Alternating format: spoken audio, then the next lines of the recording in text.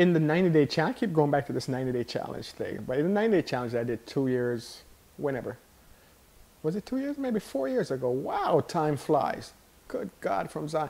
Anyway, in the 90-day challenge that I did, I spoke about, and people believe, or most people believe, or a lot of people believe that this is the sun. And then all the planets kind of like spin around the sun. So next year, this time, will be the same place in the universe that we were last year this time.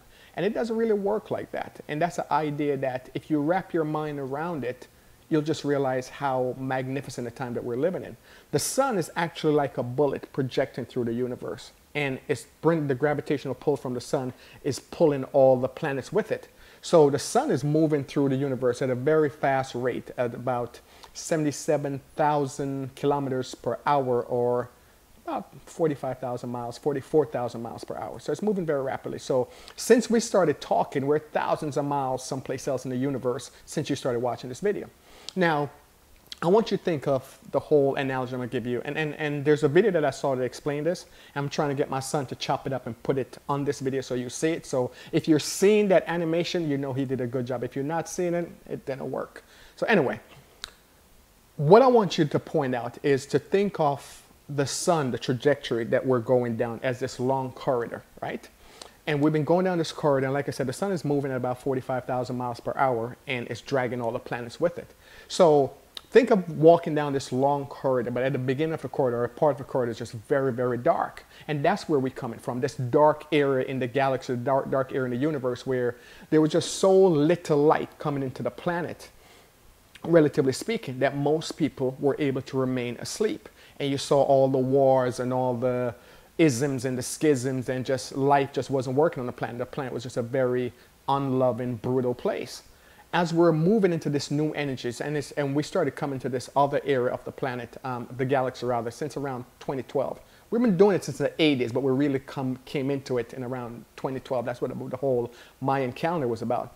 So if the dark time we were in, considered about midnight or 4 a.m., where it's really dark and people are usually asleep, now we're about, as we move through the universe or the galaxy, we're about, 6 o'clock, 6:30 a.m., and people are beginning to wake up. And that's what you're seeing with the new kids coming in, and people are deciding, I've been on this job for 40 years, it's not working. They're waking up to the idea that they did not come here to be a slave.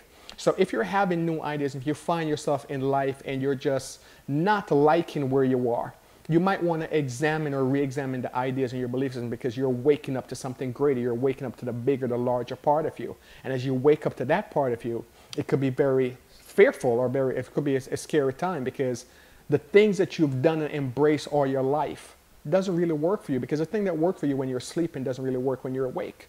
So as you're waking up, it makes sense to start examining, okay, now that I'm awake, let me get oriented, and where is it that I want to go into my life?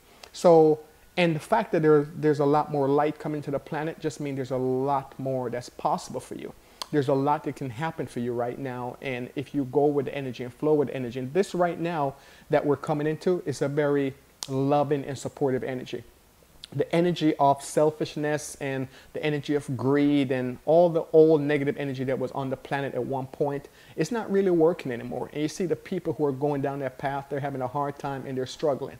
And even if they look like they're living life and having this great joy, you'll find they manifest some sort of dis-ease in their body, or just something's just not working for them. So you want to go down a path of integrity. You want to walk down a path. I'm not saying you have to, but the thing that works with the least resistance is going down a path of integrity, going down a path of love, and treating everyone who you come in contact with the way you would like to be treated, with respect, with empathy, with compassion, and just understanding that we're going into a glorious, glorious time, provided you don't resist.